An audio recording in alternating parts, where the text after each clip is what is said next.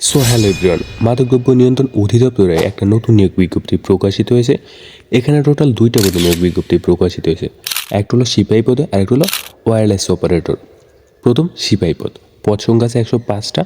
বেতন গ্রেড আপনার পুলিশ, সেনাবাহিনী এবং এদের মতোই আপনার বেতন গ্রেড ধরা হয় 17তম বেতন গ্রেড পর আপনার 9,000 থেকে 21,800 টাকা পর্যন্ত এবং অন্যান্য ভাতাটাতেও প্রাপ্য হবেন। এবং শিক্ষাগত যোগ্যতা প্রয়োজন পড়বে কোনো স্বীকৃত বোর্ড হইতে মাধ্যমিক স্কুল সার্টিফিকেট মানে এসএসসি পাস বা এর সমমান পরীক্ষা উত্তীর্ণ হলে আপনি আবেদন করতে পারবেন। এবং পুরুষদের জন্য উচ্চতা প্রয়োজন পড়বে পাসপোর্ট 6 ইঞ্চি এবং মহিলাদের জন্য উচ্চতা প্রয়োজন পড়বে পাসপোর্ট 2 ইঞ্চি। এবং বুকের মাপ উভয় ক্ষেত্রে 31/32 মানে সম্প্রসারিত অবস্থায় 32 আর স্বাভাবিক অবস্থায় 31 লাগবে। আর ওজন লাগবে পুরুষদের ক্ষেত্রে 50 কেজি আর মহিলাদের ক্ষেত্রে 46 কেজি। আর অবশ্যই অবিবাহিত হইতে হবে। এবং 2 নম্বর পদটি হলো ওয়্যারলেস অপারেটর। পদ সংখ্যা আছে 12টা এবং স্যালারি গ্রেড হলো 18তম, 8,800 থেকে 21,310 টাকা পর্যন্ত। এবং শিক্ষাগত যোগ্যতা প্রয়োজন পড়বে কোনো স্বীকৃত বোর্ড হইতে মাধ্যমিক স্কুল সার্টিফিকেট, এসএসসি বা সমান পরীক্ষা উত্তীর্ণ। এবং উচ্চতা লাগবে পাসপোর্ট 6 ইঞ্চি পুরুষদের ক্ষেত্রে আর মহিলাদের ক্ষেত্রে পাসপোর্ট 2 ইঞ্চি। আর বুকের মাপ উভয় ক্ষেত্রে 31/32। আর ওজন পুরুষদের ক্ষেত্রে 50 আর মহিলাদের ক্ষেত্রে 46 কেজি। আর অবশ্যই অবিবাহিত হইতে হবে পুরুষ এবং মহিলা উভয় প্রার্থীকে। এবং এখানে আবেদনের নিয়মাবলী এবং কিছু শর্তাবলী দেওয়া হয়েছে। প্রথমত আছে আবেদনকারী বয়স 31 আগস্ট 2025 তারিখে সিপাহী পদের ক্ষেত্রে 18 থেকে 20 বছরের মধ্যে হতে হবে এবং ওয়্যারলেস অপারেটর পদের জন্য 18 থেকে 32 বছরের মধ্যে হতে হবে। মানে সিপাহী পদের জন্য 18 থেকে 20 বছর আর মানে 31 আগস্টের ভিতরে থাকতে হবে। ওয়্যারলেস অপারেটরের ক্ষেত্রে 18 থেকে 32 বছর বয়স থাকতে হবে এবং বয়সের ক্ষেত্রে কোনো এভিডেন্স গ্রহণযোগ্য নয়। এবং 2 নম্বর শর্তাবলী দেওয়া আছে সরকারি, আধা সরকারি, স্বায়ত্তশাসিত প্রতিষ্ঠান চাকরিরত প্রার্থীদের যথাযথ কর্তৃপক্ষের অনুমতি গ্রহণপূর্বক নির্দিষ্ট সময়সীমার মধ্যে আবেদন করতে হবে এবং মৌখিক পরীক্ষার সময় অবশ্যই উক্ত অনুমতিপত্র প্রদর্শন করতে হবে। মানে আপনি যদি আগে কোনো কোম্পানিতে বা সরকারি চাকরিরত থাকেন তবে আপনি সেই কর্মকর্তার অনুমতিপত্র নিয়ে এখানে আবেদন করতে হবে এবং পরীক্ষার সময় সেটা দেখাতে হবে, সেটা বলছে।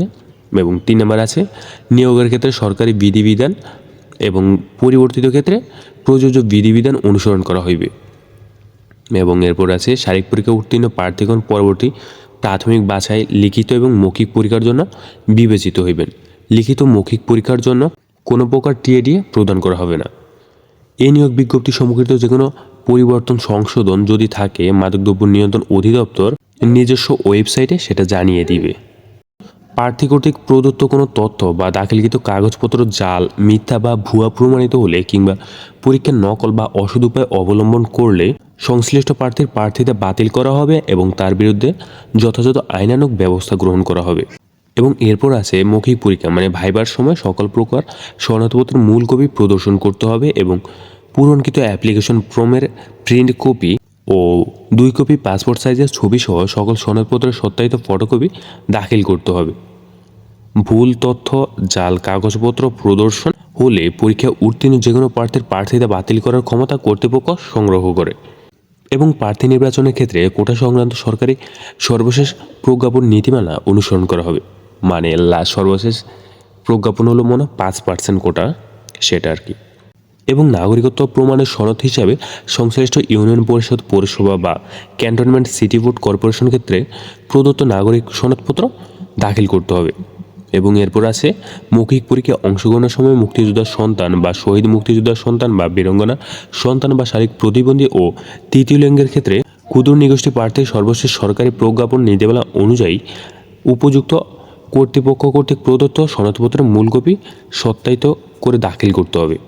এবং কোনো প্রকার কারণ দর্শানো ব্যতিয়ারে নিয়োগকারী কর্তৃপক্ষ যে কোনো আবেদন গ্রহণ অথবা বাতিল করার এই নিয়োগ কার্যক্রমের আংশিক বা সম্পূর্ণ পরিবর্তন বা বাতিল করা বা সংখ্যা কমানো বাড়ানোর ক্ষমতা সংগ্রহ করে। এই নিয়োগের ক্ষেত্রে নিয়োগকারী কর্তৃপক্ষের সিদ্ধান্ত চূড়ান্ত বলে গণ্য করা হবে। তো এখানে মেন সাবজেক্ট হলো সিপাহী পদে আবেদন করতে হলে আপনার বেসিক পড়বে 17তম, মানে 9,000 থেকে 21,800 টাকা এবং বিভিন্ন ভাতাও প্রাপ্য হবে।